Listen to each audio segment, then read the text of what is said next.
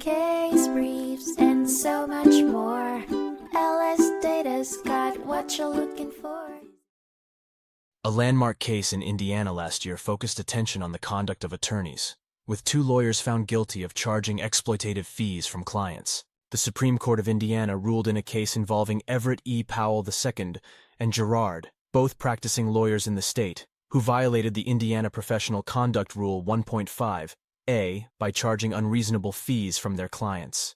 Powell found himself in the spotlight when he charged a special needs trust client a hefty 1/3 contingent fee and mishandled the trust account. Meanwhile, Gerard was in hot water for charging an elderly hospitalized woman a 1/3 retainer fee for what was a simple and uncontested matter. The fee resulted in an astonishing amount of nearly $160,000. The court's decision was clear, and Attorney Powell was served with a 120-day suspension, with no automatic reinstatement on the cards. This ruling meant that Powell was prohibited from taking new legal cases during his suspension. However, hope wasn't entirely lost for Powell. The court allowed that he could petition for reinstatement after the suspension period, given he met certain conditions, an indication perhaps that the court considered room for reform and redemption. For Attorney Gerard, despite the severity of the case, the court took a more nuanced approach.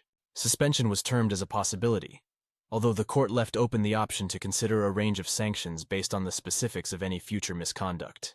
While the legal fraternity has loaded regulations and rules, this incident served as a reminder that the court shows no lenience when the line is crossed. Unreasonable exploitation of vulnerable clients, particularly, faces the prospect of uncompromising reprimand and potential suspension. Case briefs, and so much more. LSData's got what you're looking for. Visit lsd.law, elevate your mind. Leave the stress of class.